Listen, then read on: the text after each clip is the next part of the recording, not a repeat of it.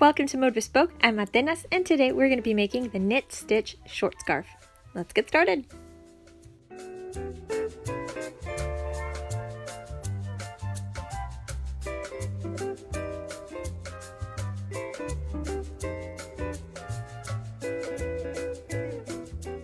To make this scarf, you're going to need a 15mm hook, bulky yarn, which is size 6, and optional, a small button. So I'm going to be using my 15mm knit Pal Tunisian hook, but you can use any 15mm hook you want. I've got my bulky yarn, and this is the size 6.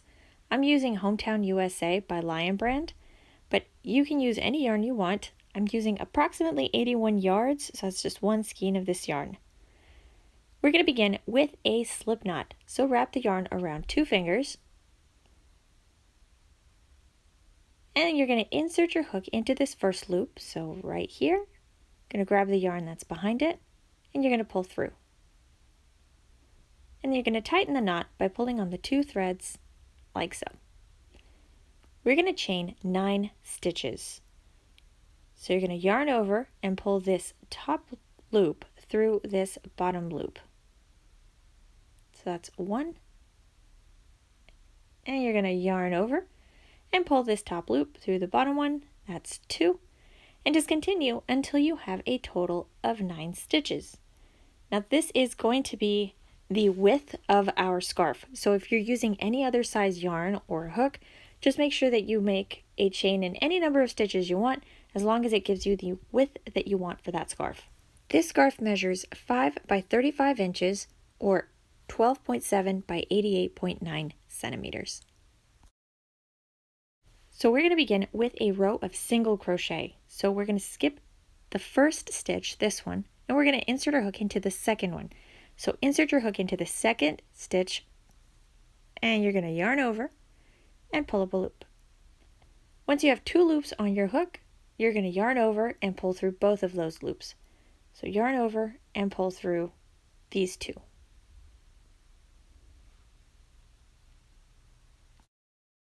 And then we're going to single crochet in the next stitch, so insert your hook into the stitch. You're going to yarn over and pull up a loop. And once you've got 2 loops on your hook, you're going to yarn over and pull through both of those loops. And for those of you that are a little more advanced than this, you just single crochet in every stitch of the chain. So in this next one, again, we're going to insert our hook, yarn over, pull up a loop, and close a single crochet with a yarn over and pull through 2. So I'm going to finish the rest of the stitches, and I'll see you again in just a moment. So here's my row of single crochet now that it's finished, and we're going to work on a foundation row. So you're going to need to chain 1, and you're going to turn your work around. So yarn over, pull through to chain 1. Let's tighten that up a little. We're going to turn our work around, and we're going to set ourselves up for the Tunisian crochet part of this scarf. So beginning on the very first stitch of our work, so this one right here, not on the chain you just made, but the first stitch, you're going to insert your hook, and you're going to yarn over and pull up a loop. So insert our hook, yarn over, and then pull up a loop. That's called a cast on. So we have cast on 1 stitch, and we have 2 loops on our hook so far. We're going into the next stitch, so this one right here. You're going to insert your hook into the stitch, then you're going to yarn over, and you're going to cast on another stitch. And then we're going to insert our hook into the next stitch, yarn over, and pull up a loop. So you're going to cast on 1 loop for every stitch of your row. So I'm just going to continue to cast on my stitches, and then I'll see you again here in just a moment. Alright, so once you've cast on all of your stitches, your work is going to look like this. And now we're ready to begin the return pass, and this is going to be a regular return pass. So let's scrunch up all of my stitches here again. First thing we're going to do is yarn over, and we're going to pull that loop we just created through the loop on our hook, so this first one. So yarn over and pull through 1. And then you're going to yarn over and pull through 2 with all of the remaining stitches on our hook. So in each of these stitches, you're going to yarn over, and we're going to pull through 1 loop, and then pull through 2 loops. So yarn over, and you're going to pull through 1 loop, and then 2. Yarn over, and pull through 2. And you're going to repeat this until you are left with just one loop on your hook. So this is called a regular return pass. Alright, and once you have one loop on your hook, you have finished your first row. So this is our foundation row. We're going to move on to the knit stitch row, and this is the row that you're going to repeat for the rest of the scarf. So we're going to begin in the second vertical stitch of the row. So this one right here. And if you notice, it's got 2 little threads, so you can call them loops, you can call them legs, whatever you want. We're going to skip that first vertical stitch, so the one I'm pointing to, you're going to skip that one, and we're going to insert our hook in between these threads, so between the legs or the loops of that second vertical stitch. You're going to yarn over and you're going to pull up a loop. So we've cast on a knit stitch. We're going into the next stitch and we're just going to repeat. So insert your hook between the 2 little loops or the 2 little legs that make up the vertical stitch. You're going to yarn over and you're going to cast on 1. So you're going to continue to cast on knit stitches until you get to the final stitch of the row. That one looks a little bit different, so let me get to that stitch and I'll show you what to do here. And this is so that the edge on the left side and the right side match. So once you get to this final stitch, you're going to notice that it's made up also of the 2 sides. So it's got the loop right here on the left, or the leg, and then it's got this other one right here on the right. You're going to insert your hook in between both of those. So we're going to go through here, yarn over, and then you're going to pull up a loop. And there we go. We've cast on a row of knit stitch. Now to keep your edges even, loosen up the stitches on the end. Because if you look here at the beginning of the row, these stitches have loosened up as you have cast on more stitches. So if you loosen up the stitches at the end, the right side and the left side of your scarf will look the same. So they'll look nice and even. Otherwise, you'll end up with one side's going to be a bit tighter knit, and then the right side, or wherever it is that you started, is going to end up a little bit more loose. So, alright, now you just complete your return pass, and it's just a regular return pass. And once you complete this return pass, you would have finished your first row of knit stitch. So that's row 1. We're going to begin again here with row 2. So remember to skip your first vertical stitch, go into the second one, and then you just begin to knit stitch. You're going to work a total of 48 rows. So this is row 2. I'm going to keep working until I have 48 rows, and then we're going to work on a bind off. So for those of you that are a little more advanced, we're going to do a slip stitch bind off, and then we're going to follow it up with a row of single crochet. So let me finish my work, and I'll see you again here in just a moment. Alright, so I've got 48 rows of knit stitch, and we're going to move on to the bind off. And now what the bind off is going to do is it's going to close up the stitching. So right up on top, this last row, there's a lot of space between our stitching.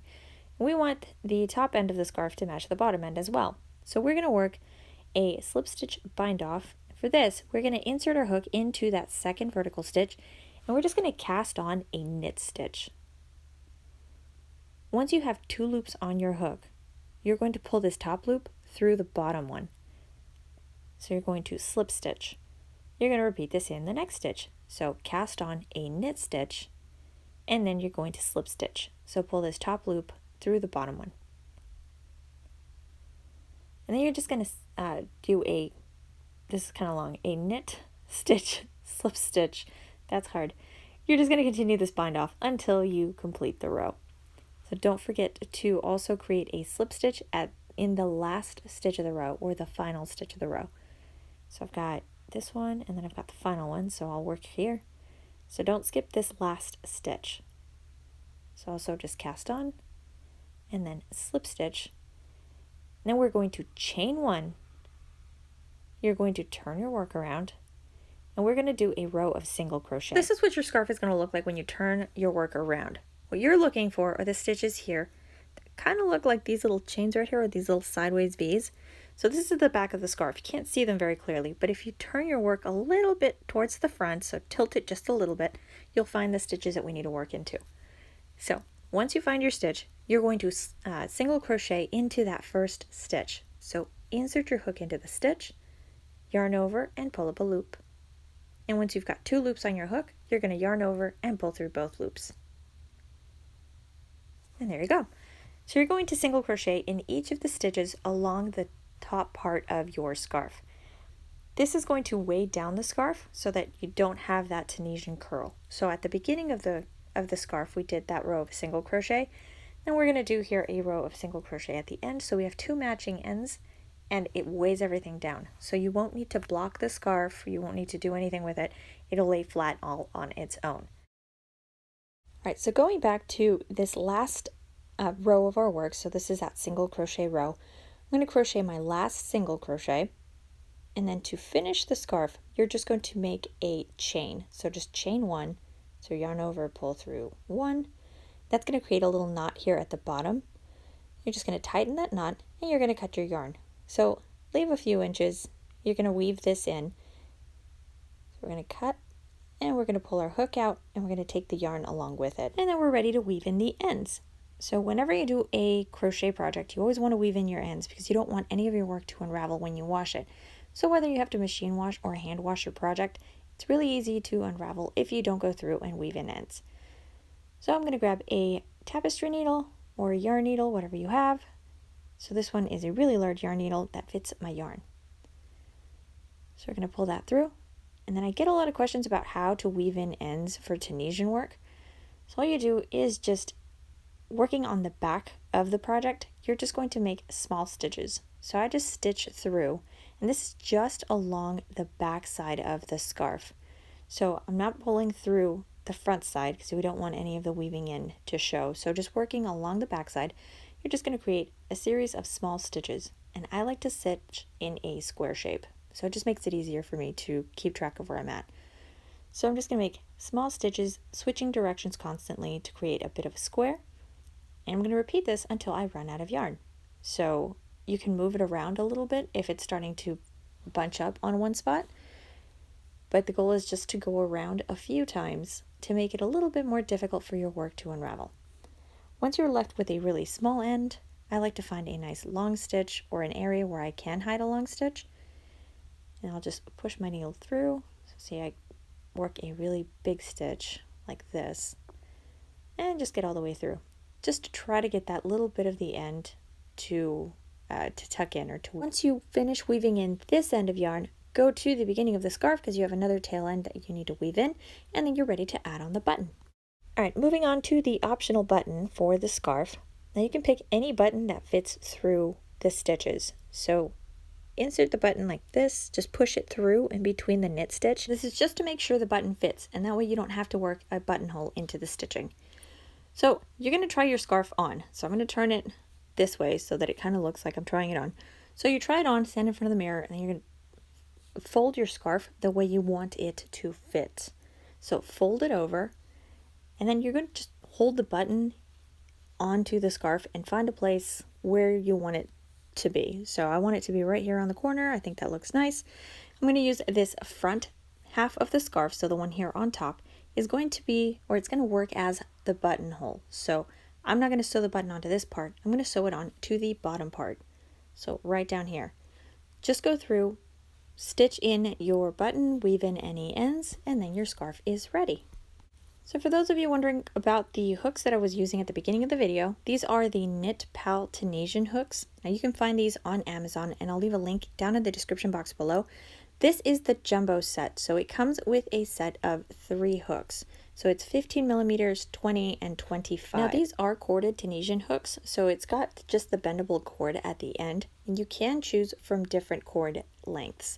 So if you're going to be using these hooks to make big chunky afghans, then get one of the longer cord options available.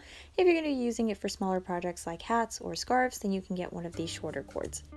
So that was our tutorial for today. If you haven't subscribed to the channel, don't forget to hit that subscribe button. If you would like to see the written pattern for this project, you can visit my website. The link is down in the description box below. And if you want to see any more of my work, you can always follow me on Instagram. Thank you so much for watching, and I will see you all again in the next tutorial.